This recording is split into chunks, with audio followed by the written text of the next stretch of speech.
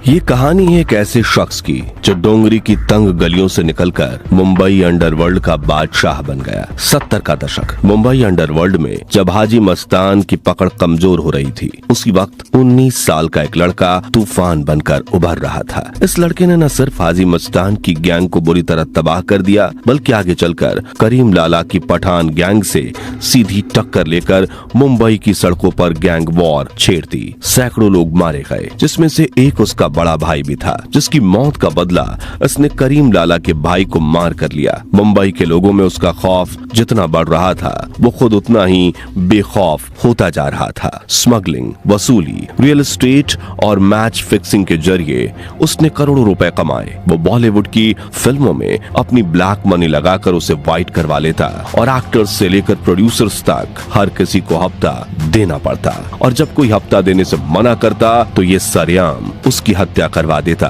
जैसा कि इसने संगीतकार गुलशन कुमार को दिन दहाड़े मरवा दिया था। उसने अनीता अयूब और मंदाकिनी जैसी खूबसूरत अदाकारों को अपने प्यार या डर के जाल में फंसाया और अपने आतंकवाद का साम्राज्य पूरी दुनिया में फैला दिया। और जब मुंबई पुलिस ने उसके खिलाफ बड़ी एक्शन ली तो वो पाकिस्तान भाग गया और वहां से उसने 1993 के मुंबई ब्लास्ट करवाए, जिसमें 250 से ज्यादा लोग मारे गए। आज उस शख्स को भारत, अमेरिका समेत दुनिया के कई देशों की जांच एजेंसियां ढूंढ रही हैं, लेकिन वो कहां है कोई नहीं जानता। ये कहानी है मुंबई के अंडरवर्ल्ड के सबसे खूंखार डॉन दाऊद इब्राहिम कास्कर की, जो एक पुलिस कांस्टेबल का बेटा था, लेकिन छोटी मोटी चोरियों से शुरुआत करके डी कंपनी का सरगना और मुंबई अंडरवर्ल्ड का बेताज बादशाह बन गया। साल था 1955। मुंबई की तंग गलियों वाला एक इलाका डोंगरी, जहां दिन में भी सूरज की रोशनी मुश्किल से नीचे पहुंचती थी। वो डोंगरी जहां उस वक्त हाजी मस्तान, करीम लाला और वरद राजन मुदलियार जैसे नामों की तूती बोलती थी। इसी भीड़ भाड़, गली कूचों और गरीबी के बीच एक बच्चे ने जन्म लिया। नाम था दाऊद इब्राहिम कास्कर। पिता इब्राहिम कास्कर पुलिस के हेड कांस्टेबल थे और माँ अमीना बाई एक सख्त लेकिन धार्मिक औरत। घर बड़ा नहीं था, लेकिन ख्वाब बहुत बड़े थे। समय बीतता गया और इब्राहिम के घर में बच्चों की संख्या बढ़ते हुए 12 तक पहुंच गई। सालों पहले इब्राहिम अपनी बीवी के साथ निराले शाह बाबा से मिलने गए, जिन्होंने उनसे भविष्यवाणी करते हुए ये कहा था कि उनके 6 बेटे होंगे। उनमें से उनका दूसरा बेटा आगे चलकर बहुत ही फेमस होगा और पैसे वाला आदमी बनेगा, और ये बेटा था दाऊद इब्राहिम। इसलिए इब्राहिम ने बाकी बच्चों को साधारण स्कूल में भेजा, लेकिन दाऊद के लिए चुना एक इंग्लिश मीडियम स्कूल। लेकिन वक्त का खेल निराला होता है। साल 1966 में एक high profile murder case solve न कर पाने की वजह से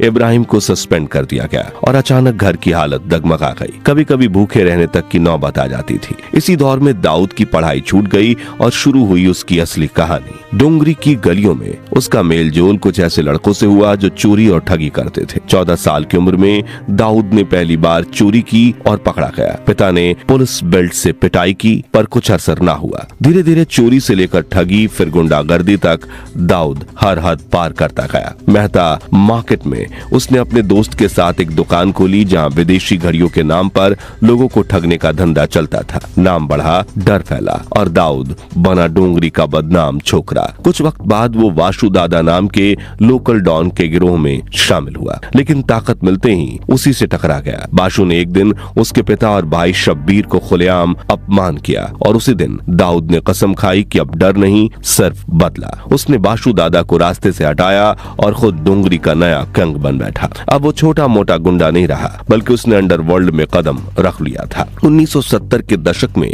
दाऊद ने कुछ समय के लिए हाजी मस्तान के लिए भी काम किया। वही मस्तान जो बिना हथियार उठाए भी पूरी मुंबई पर राज करता था। पर दाऊद को मस्तान की ये शांति रास नहीं आई। वो डर नहीं, दबदबा चाहता था। मौका मिला जब हाजी मस्तान ने उसके 2 दोस्तों को पठान गैंग से पिटवा दिया। बदला लेने के लिए दाऊद ने प्लान बनाया। खबर थी कि हाजी मस्तान की 5 लाख रुपयों से भरी अटैची मरीन लाइन में मालाबार हिल्स जा रही है, और 19 साल की उम्र में दाऊद ने अंडरवर्ल्ड के बादशाह की गाड़ी रुकवाकर वो अटैची लूट ली, जो असल में हाजी मस्तान की नहीं बल्कि बैंक की थी। इसलिए मामला सीधा पुलिस तक पहुंच गया, और जो पुलिस टीम इस केस की इन्वेस्टिगेशन कर रही थी उसमें उसके पिता इब्राहिम कास्कर भी थे। जब उन्हें पता चला कि इस लूट का मास्टरमाइंड कोई और नहीं बल्कि उनका बेटा बेटा है तो वो दाऊद की पुलिस वाली बेल्ट से पिटाई करते हुए उसे थाने ले गए और बड़े पुलिस अफसरों के सामने अपने बेटे के काले कारनामे के लिए माफी मांगी। चूंकि उसके पिता ने खुद उसका सरेंडर करवाया था, इसलिए वो कुछ ही दिनों में छूट गया। लेकिन बेइज्जती और पिता की पिटाई के बाद भी दाऊद पर कोई असर नहीं पड़ा और बाहर निकलने के बाद उसने ऐसे ऐसे कारनामे किए कि अंडरवर्ल्ड की दुनिया में उसके नाम का डंका बजने लगा। 70 के दशक के आखिर में दाऊद का और उसका भाई शब्बीर बाशु दादा के करीबी थे, लेकिन वक्त के साथ साथ उन्होंने अपना रास्ता अलग बनाया। खालिद पहलवान के साथ मिलकर खुद का गैंग खड़ा किया, वही गैंग जो आगे चलकर डी कंपनी के नाम से पूरी दुनिया में मशहूर हुआ। उधर हाजी मस्तान ने अंडरवर्ल्ड छोड़कर राजनीति की राह पकड़ ली, जिससे दाऊद के लिए स्मगलिंग, गोल्ड ट्रेड और एक्सटॉर्शन पर अपनी पकड़ मजबूत करने के दरवाजे खुल गए। धीरे धीरे उसकी ताकत इतनी बढ़ी कि पुराने डॉन करीम लाला को नुकसान झेलना पड़ा। पहले जिन धंधों पर पठान गैंग का राज था, अब वहाँ दाऊद का सिक्का चलने लगा था। यही शुरुआत थी मुंबई के सबसे खूनी गैंग वॉर की। सड़कों पर गोलियां चलने लगी, दोनों ओर लाशें गिरने लगी। हाजी मस्तान ने कई बार बीच बचाव की कोशिश की, लेकिन नफरत और व्यक्तिगत हो चुकी थी। एक बार करीम लाला के आदमियों ने दाऊद को पकड़कर बुरी तरह पीटा। उस दिन उसे सिर्फ चोट नहीं लगी थी, बल्कि अपमान का जख्म भी मिला था और वही जख्म उसके अंदर बदले की आग बन गई। आने वाले सालों में ये दुश्मनी एक एक कर सब पर भारी पड़ी। 1981 में मनिया सुरवे और पठान गैंग ने उसके भाई शब्बीर की हत्या कर दी। इसके बाद दाऊद का दिमाग सनक गया। उसने पुलिस से हाथ मिला लिया और दुश्मनों की जानकारी देकर उनके गैंग को एक एक करके खत्म करवा दिया। 1982 में मनिया सुरवे एनकाउंटर में मारा गया, बल्कि दाऊद का हिसाब अभी पूरा नहीं हुआ था। 1984 में करीम लाला के भतीजे समद खान को उसने 19 गोलियां दागकर मौत के घाट उतार दिया और 2 साल बाद करीम लाला के भाई अब्दुल रहीम खान को भी मरवा दिया। अब पूरा अंडरवर्ल्ड उसके कब्जे में था। दाऊद ने मुंबई, गुजरात और दमन के तटों से इलेक्ट्रॉनिक गुड्स, ड्रग्स और गोल्ड स्मगलिंग पर कब्जा जमा लिया और इसी से उसने करोड़ों का साम्राज्य खड़ा कर लिया। इसी दौरान उसने मुंबई की एक लड़की जुबैना जरीन से शादी की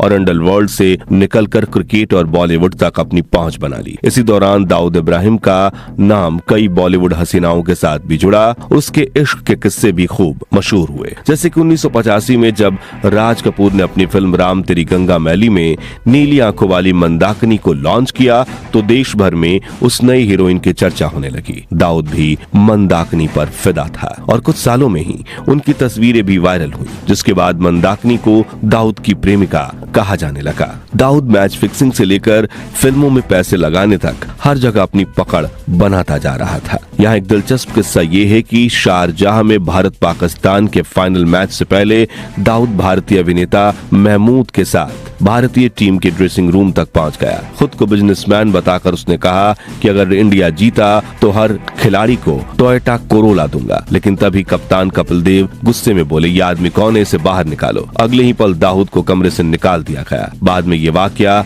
शारजाह ड्रेसिंग रूम स्कैंडल के नाम से मशहूर हुआ। साल 1986 आते आते दाऊद इब्राहिम का नाम मुंबई पुलिस के हिट लिस्ट में सबसे ऊपर पहुंच चुका था। उसके खिलाफ मर्डर, स्मगलिंग, वसूली, एक्सटॉर्शन जैसे दर्जनों केस दर्ज थे। मुंबई के पुलिस कमिश्नर PS सोमेन ने उसके खिलाफ फौरन वारंट जारी किया और शहर के हर कोने में उसके ठिकानों पर रेड मारनी शुरू की। लेकिन तब तक देर हो चुकी थी, क्योंकि पुलिस डिपार्टमेंट के अंदर ही किसी ने खबर लीक कर दी थी। दाऊद अपने परिवार और कुछ भरोसेमंद लोगों को लेकर उस रात भारत छोड़कर दुबई भाग गया। दुबई से उसने अपने गैंग को और मजबूत बनाया और वो सिर्फ मुंबई नहीं बल्कि पाकिस्तान, नेपाल और खाड़ी देशों में भी अपने नेटवर्क फैला चुका था। वहीं से डी कंपनी का हर ऑपरेशन कंट्रोल होता था। मुंबई में उसके लिए छोटा राजन, छोटा शकील और शरद शेट्टी जैसे लोग काम करते थे। उस वक्त छोटा राजन उसका दायां हाथ माना जाता था। दाऊद ऑर्डर देता और छोटा राजन बिना सवाल किए काम अंजाम देता। लेकिन साल 1992 में एक ऐसा हादसा हुआ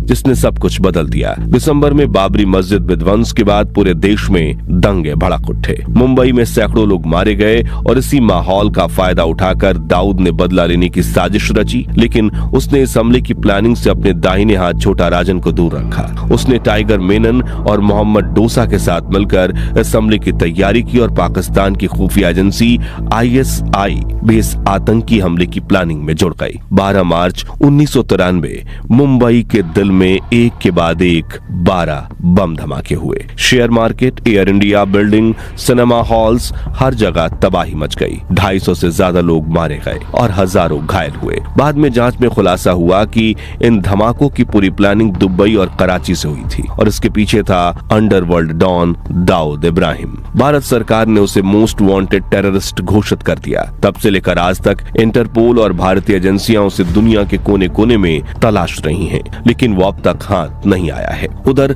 1990 के दशक के आखिर तक दाऊद की डी कंपनी दो हिस्सों में बंटने लगी थी। एक तरफ था छोटा राजन, जिसने खुद को अलग दिखाना शुरू किया, और दूसरी तरफ छोटा शकील, जो दाऊद के और करीब आता जा रहा था। शरद सेट्टी और छोटा शकील दाऊद के कान भरते थे। राजन अब भरोसेमंद नहीं रहा। धीरे धीरे शक बढ़ा और रिश्ते जहर बन गए। साल 1998 में छोटा राजन ने दाऊद पर हमला करवाया, लेकिन वो बच निकला। फिर 1999 में जब छोटा राजन बैंकॉक में था तो दाऊद के लोगों ने उस पर हमला कराया। गोलियों की बरसात में राजन किसी तरह खिड़की से कूदकर बच निकला, लेकिन उस दिन से दोनों के बीच हमेशा के लिए जंग शुरू हो गई। डी कंपनी अब दो हिस्सों में बढ़ चुकी थी। एक तरफ दाऊद, जो पाकिस्तान में अपने आतंकी नेटवर्क को चला रहा था, और दूसरी तरफ छोटा राजन, जो भारत की एजेंसियों के साथ मिलकर उसी नेटवर्क को तोड़ने में लगा था। कभी एक दूसरे के लिए मरने को तैयार ये दोनों अब एक दूसरे के पतन की वजह बन गए थे। देखते ही देखते मुंबई पुलिस ने डी कंपनी और बाकी गैंग्स का सफाया करके मुंबई से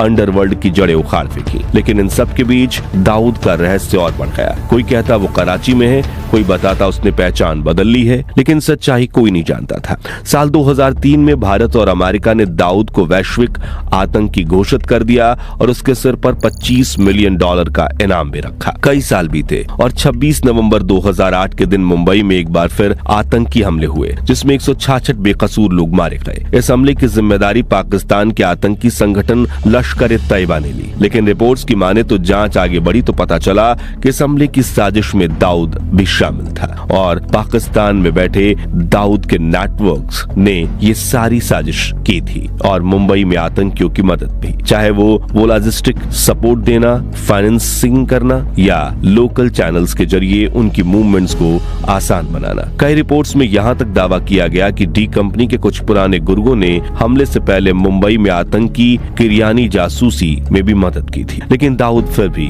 गायब रहा। बीते 20 सालों में भी कभी कोरोना, कभी हीट अटैक, तो कभी जहर से दाऊद इब्राहिम के मारे जाने की अफवाहें उड़ी हैं, लेकिन हर बार ये खबरें झूठी साबित हुई। 1992 में भारत से भागने के बाद दाऊद दर्जनों बार अपना नाम और पहचान बदल चुका है और ये भी कहा जाता है कि पकड़े जाने के डर से उसने हुलिया बदलने के कई बार अपने चेहरे पर प्लास्टिक सर्जरी भी करवाई है। यानी इस वक्त हम दाऊद की जो तस्वीरें देखते हैं, शायद अब वो इससे बिल्कुल अलग दिखता हो और इसी दुनिया में आम इंसानों के बीच साधारण इंसान बनकर घूम रहा होगा। हालांकि रिपोर्ट्स की माने तो भारत सरकार और रॉ दाऊद को पकड़ने और मारने की करीब 6 बार कोशिशें कर चुकी हैं।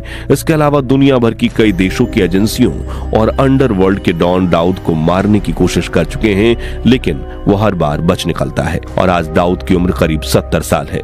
तो क्या डी कंपनी का गैंगस्टर दाऊद कभी पकड़ा जाएगा या नहीं? और क्या अब मुंबई में अंडरवर्ल्ड का पूरी तरह से खात्मा हो चुका है या पर्दे के पीछे इनके लूट, चोरी, किडनैपिंग, धमकाने और ड्रग्स के ऑपरेशंस आज भी चल रहे हैं? अपनी राय हमें कमेंट्स में बताइए। उम्मीद है आपको ये वीडियो पसंद आया होगा। अगर हाँ तो इसे लाइक और शेयर करके 15,000 लाइक्स जरूर करवा दीजिए और ऐसे ही रोचक वीडियोस के लिए हमारे चैनल को सब्सक्राइब करके पास वाली घंटी बजाना मत भूलिएगा। जय हिंद, जय भारत।